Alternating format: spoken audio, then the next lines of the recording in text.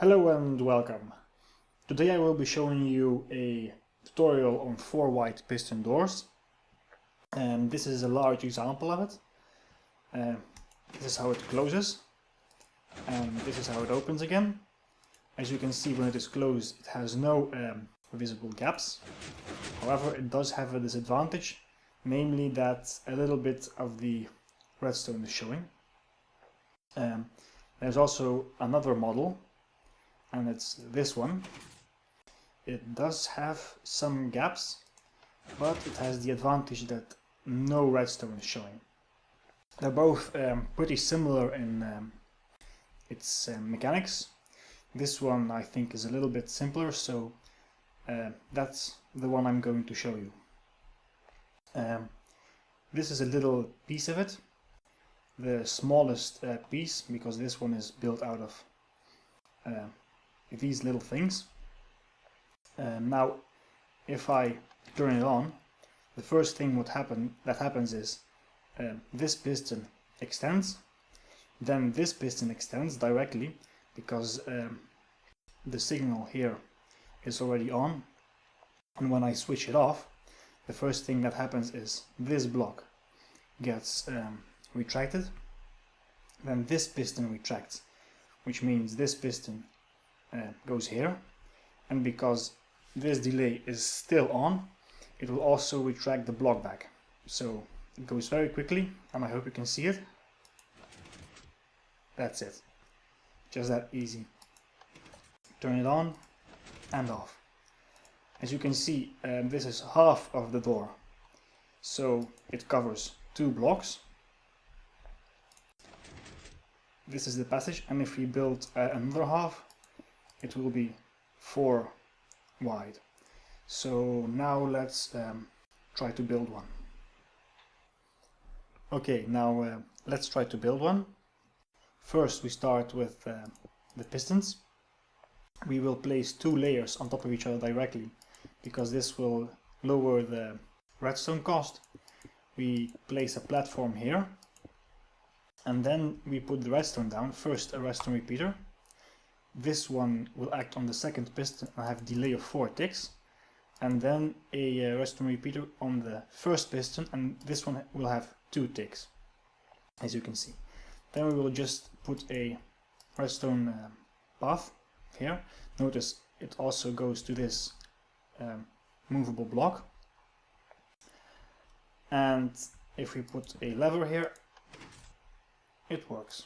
Okay, so now, as you can see, if we extend it, we still have a bit of visible piston stuff here. So the way we deal with that is we place a piston here, which is originally the place where the second piston is. Then we place a movable block here, so this passage will be smooth, and we connect it with a trail of redstone from our original signal. So now if we stand on this side, and if we have a wall here, we won't see the pistons or redstone at all, which means that it will be perfectly safe if any creeper or something will blow this bit up. It will just blow up this part, well, hopefully. So if you want to make another layer, you just need to, well, repeat the same thing.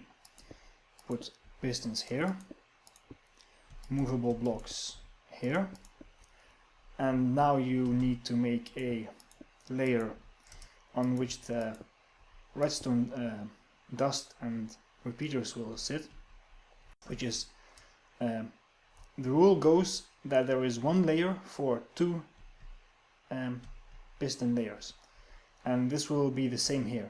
These 2 piston layers will be activated by this single layer. So as we have seen, 1 repeater here, 4 ticks delay, and another repeater here, 2 ticks delay. A redstone trail, and it will lead all the way back to this piston, and it's all on one layer like this. Then we need to connect these two layers. You can do that very easily. And just to show you that we have a walkable path, I will place another row of blocks here. So this will be our walkable path, and then these two layers will retract. It's very easy, very cheap, and it's also very fast. It takes less than 1 second to extend the pistons, and it takes less than 1.5 seconds to retract them back again. So it's far better than a sand door or a gravel door, which takes ages to close or ages to open. It does have a few little bugs. If you have a very high door, and you can make this as high as you want, basically all the way up to the sky limit, you will need to use a ladder or something like this with redstone, because if you use only these stairs, and eventually you will need to use a repeater because the redstone signal can only travel 15 blocks, you will hit a little bit of a problem, because if you were to use a redstone repeater here, it will then either link back and create a loop, which means you cannot turn it off, or it will activate some of these blocks here, which means that the pistons will begin to lag and won't be able to be switched off. So here's an example of a big one, as I have already shown you. If it closes, it shows no gaps. It's 4 wide, but on the other side you do see a little bit of the piston work and a little bit of the redstone work. Now, I am a fan of redstone, so this doesn't make a big problem for me.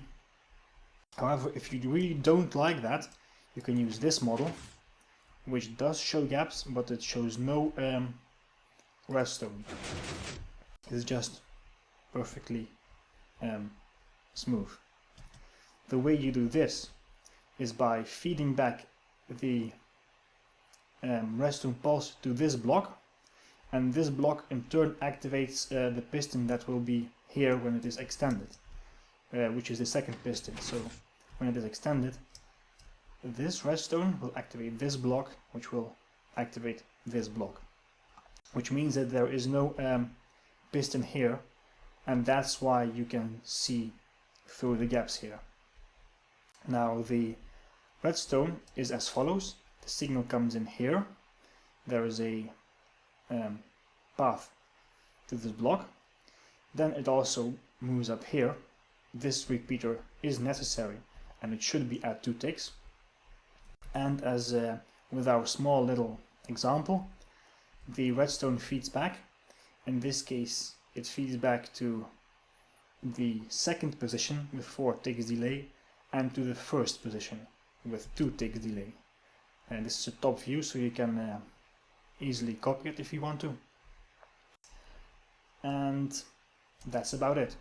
This is very easy. Doesn't cost a lot of redstone. You can put it as high as you want, and that's it.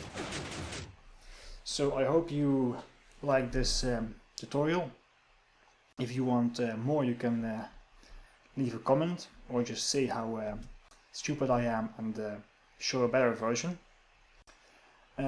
For next time, if you like this video, I could show you a 3 wide piston door, which is this thing, and I will also tell you a little bit about how Jeb actually hates Minecraft and has made a little bit of a bug with the redstone block, which means that even though the first layer here works perfectly, it cannot be built up. So it's basically a 6 wide by 1 high door, which is pretty useless unless you're a spider or a lot of spiders. So that's it, and bye bye.